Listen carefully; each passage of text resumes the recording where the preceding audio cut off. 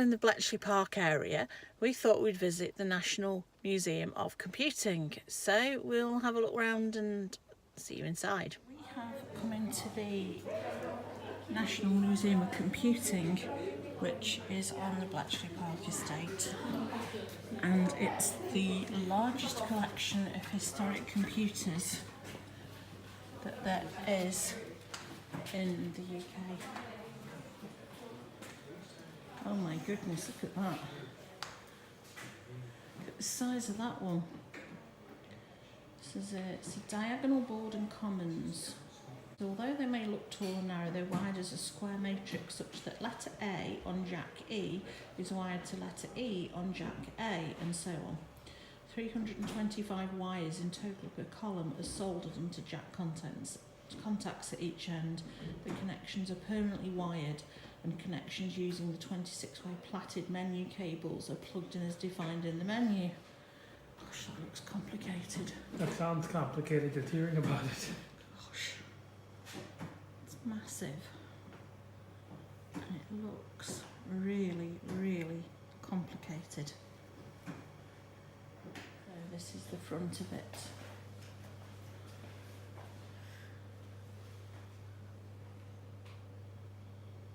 It's huge. This one says it's a petard, a small bomb, and it has a button that says start. And it's come back with the letter H. In here we've got a German Enigma machine. And it's got instructions there. What does what? The slow wheel, the middle wheel, the fast wheel. Counting the possible plug board settings. I wouldn't even know where to start. Attack at dawn, it'll come out as some random group of letters sent via Morse code radio. Received as the random group of letters, and receiving end gets attack at dawn, but it only works if both machines have the same arrangement of their removable parts, the key of the day. So we've got some more examples of calculators. I remember my grandparents having a calculator like that one to add up the shop accounts.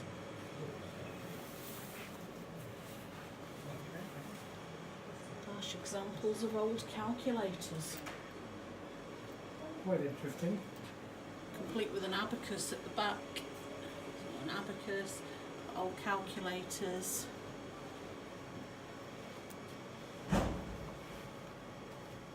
Gosh. Some of them are huge and look really unwieldy. They'd be no good in a maths exam. Computers that took up a whole room. Oh my goodness. Loads of computers that take up the whole room. The green screen.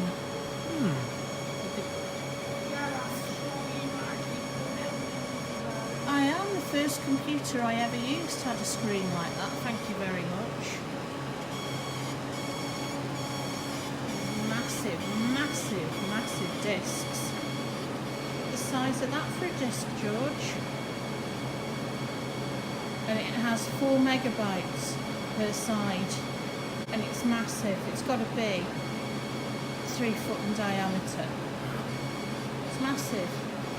And here you can play noughts and crosses. I'm going to help my go. I go 5 followed by 7.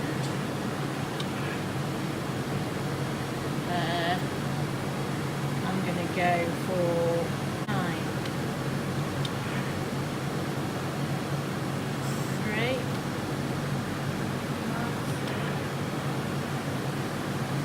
And 7. I won! Woohoo! Ticker tape. Marconi TAC. Developed in the late 1950s as a fast general purpose computer. Yeah, this room's full of machines with valves in it. Wow. Yeah, this you can hear clattering away behind me. This is the world's oldest working original computer. Wow. This was built between 1949 and 1951 at the Atomic Energy Research Establishment at Harlow near Oxford, Wow. where they used it to design nuclear reactors. Oh. It's running a program at the moment, that's why you can hear it clattering Yeah. away. I was going to ask why. Thank you for answering that. Sorry? I said I was going to ask why. Thank you for answering my Oh, you're very question. welcome. If I do this, I can actually pause it. There we are, pause. And I've now got a button here. If you would like to press the button, you can make it do a single instruction. Oh, Would you like okay. to press that button? Sure. This button here? That button there, yeah. There you are, it's doing one instruction there. Thank you. You hear that took about 3 seconds, didn't it? Yeah. Yes, it did. But now, This is a very slow computer. That was an addition it just did. So it takes 3 seconds for an addition or subtraction and about 7 seconds for a multiplication or division. I wish I could do math technically. Well, the great thing about this machine is it might not be very fast, but it's extremely reliable. Doesn't make mistakes. That's what it was designed for. Because it was being used for safety critical calculations for nuclear reactors, it was very important that it didn't make. It was more important it didn't make mistakes than it was quick. So that's why one of the reasons it's so slow is it does a lot of self-checking. It's monitoring itself all the time to make sure it doesn't make mistakes. Which unfortunately computers today don't do as much. Well, yes, but they're inherently more reliable because of the technology today anyway. You know, But the programmers were better then. well, the programmers had to be. I mean, you had to really understand the machine because it's all programmed in machine code. Yeah. You see. There's no programming languages at this stage. There's not even an assembler for this, so you have Yeah. to program it using, you know, exact addresses, absolute Yeah. addresses, and things like that. But you can't do a very big program because it's only got 90 memory locations. Yeah. So they had to be good to get it to do what they wanted it to Exactly, do with exactly. so little. There is no room for error. Yeah, I've got No, so there isn't. much respect for Absolutely old not. programmers. Yeah, that's right. Yeah, this program that it's running. Well, it's not running at the moment. I've got it paused. But Yeah. this program only has 9 instructions in it. It's doing a table of squares of numbers, and what it does is it iterates over and over again. So each time it goes round the loop, it reduces the number it started with. Working the square of slightly, and works out the square of a slightly smaller number, and then a slightly smaller number, Yeah. and so on, until when it gets to 0, it stops. So it does about 400 numbers with the settings that it's got at the moment. How often does it go? How often does it? It's about well, it takes about 4 hours to get all the way through 400 iterations. And then we have, if we want it to carry on again, we have to start it up again. Put the tape in, There you go. with the instructions on. There.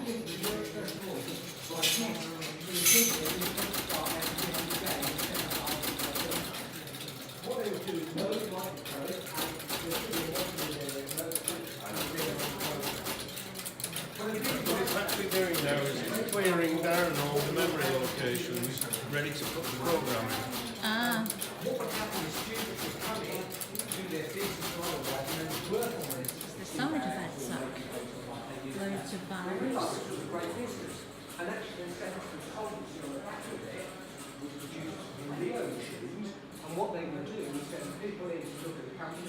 First I heard of EDSAC was with the Leo machines that Lions made. Just absolutely massive. You'd need a whole room. Well, EDSAC used tubes filled with mercury as its main store. Data was sent as acoustic pulses down the tube. The computer continuously recirculated the data automatically. The EDSAC store was not very reliable in operation as the delay lines were very sensitive to temperature changes as they're filled with mercury. So in the replica we're using steel wires as delay lines, however they're driven by identical circuits to the original EDSAC. The wires are twisted back and forth by electromagnets to send torsional pulses in the pulling machine. Which I can demonstrate for you. That would be good, thank you. That would be very good, thank you. Quite noisy. The tunny machine, this is a machine which imitated the unseen German Lorenz machine. So once the people managed, with the aid of an error by the German operators, once they managed to work out how it worked, which of itself was an absolutely remarkable achievement, the people who were getting some success in decoding wanted to have a machine that behaved in the same way so that they could try out their ideas. And that's what this machine is. And it uses the technology. The people they got to build it during the war were the people who ran the telephones, the GPO, the General Post Office. And it uses standard telephone exchange equipment. This isn't a wartime machine, it's a post-war reproduction built by our volunteers, but they're using the same basic bits from the days when BT was converting the telephone exchanges to electronics. So I'll just switch the special power supply on for it. And this machine predates. This is not an electronic machine. All the things in here are electromechanical. So there are a lot of relays. So in a minute I'll just reset it, and it's quite noisy. Okay. Oh, So here we go. thank you for the heads up.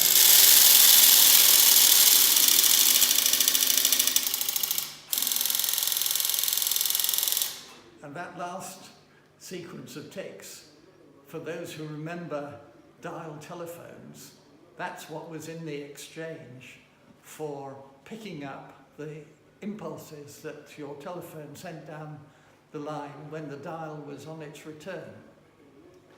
Yeah, I remember the tick dial-up used to have. Yeah. So you would dial a number clockwise and then release the dial, and it went back under control. There was a controller to stop it going too fast or too slow, but it went back under a spring power and a speed controller, and sent those impulses down the line, which were then picked up in the exchange with equipment like that. But that's not what this was used for. This was used for connecting the two parts of the teleprinter like this, which has got a keyboard and a printing mechanism. So this is a pretty standard teleprinter. And the keyboard is connected to the printing mechanism via this panel that has got a lot of pegs in it. And inserting a peg in one of those holes makes an electrical contact, or closes a circuit in effect. And then what happens if you have got all those pegs in the right position, and there are an awful lot of those pegs, there are more than 500 pegs there. So if you've got them all in the right position, then you can type on the keyboard, the teleprinter keyboard here, the enciphered version of the message, and what comes out on the printing mechanism here is the deciphered plain text German. So here, this is a Colossus machine, which followed on from the Heath Robinson machine that we saw in the other room. This is actually a rebuild of Colossus. So it's not an original, but it's a rebuild as well.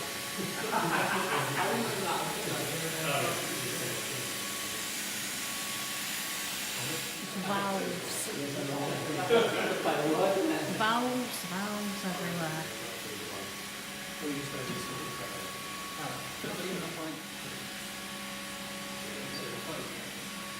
It looks out for 9 months for a house to build it. Just huge. So this is where we're becoming a little bit more modern. Kind of 80s and 90s. iPhone 3. Embedded PC. Cute cat on the chair. BBC Micro.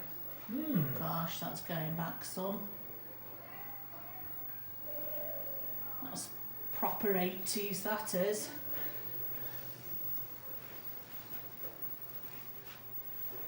We've set up this PC so you can try out some programming languages. You can try C# and Visual Basic. Want to have a go, George? And Scratch is open. Oh, an old Apple computer Ah, yes, I remember. from the Apple. 80s. The Apple, like the iconic thing in its own right. Yeah, I mean, look how massive it is inside a PC. Motherboard, CPU, memory card, fans, VGA card, floppy disk drive. Not many have those anymore. DVD reader writer, internal hard drive. We've got some more examples of computers from the 70s and 80s. So we've got an Apple II. First computer I used was from the 70s. Made by Tandy, I think. I noted that it's still better than NSAC, which... Was it Tandy? TRS-80 was the first computer I used. So it wasn't an Apple II. No. The good old Sinclairs from the 80s. ZX80, ZX81, You have and one the of ZX those? Spectrum. I've got one of those, and the printer. I've got the printer as well. Somewhere in the loft they are. And I've got some more. Macintosh Portable from 1989. It's about the size of a tough book. It's huge. Got some 80s great. I know how to do it this time. 80s games. The Commodore 64. The Dragon 32. Gosh. That's Want to have a play? Oh, I used to love playing Lemmings. This is NATS, National Air Traffic Control. So this is an ATC tower simulator. This is what it's like now. So there's multi-stream simulators developed in 2011 and were fully implemented as standard tower training equipment in 2013. And this is going from 2002 to the present. So we've got little dots on the screen that each represent a plane. And from 1974 to 2008, the Independent Radar Investigation System display room. Okay, we've been for a look round the National Museum of Computing, and it's a really interesting place to visit. If you're visiting Bletchley Park to see the code makers, it's really worth making that little extra bit of a trip up to see the computing museum, because they really do have a fantastic display on there. They've got a really old one there, the Witch computer, and then there's a lot of replicas of like the Colossus computer and that kind of thing, and volunteers there to show you how they work. And we went through to kind of 80s and 90s computers with the games like Pac-Man and Space Invaders and that kind of thing. Trip down memory lane for some people. We did enjoy it. It's really nice add-on to the day. One thing I'd like to say is definitely, depending when you're watching this, definitely keep this place on your radar, because there's a lot of stuff that they'd like to do, and if they're able to pull off some of it, it's going to be really, really accessible. Yeah, they're very keen to make it accessible, because they recognise that some of these fantastic computer heroes from the past, like Turing and so on, probably were on the autistic spectrum, and they want to include as many people with disabilities as possible because they're the ones that got the whole thing going. So it's definitely worth a visit. And they also have wheelchair days, they said, because the building it's in is part of the Bletchley Park estate and it's actually grade 2 listed. Some of the doorways are a bit narrow, so they have wheelchair only days where you can go in and can have a look around. So it's good. Something else that they do as well, they also have a time where they have it for folks with autism, where they kind of have everything on half settings, so to speak. Yeah, not so loud. So it's good. Anyway, if you liked this video, please give us a thumbs up, and if you don't already, please hit the subscribe button and you'll never miss one of our weekly uploads again. Thanks for joining us. Bye.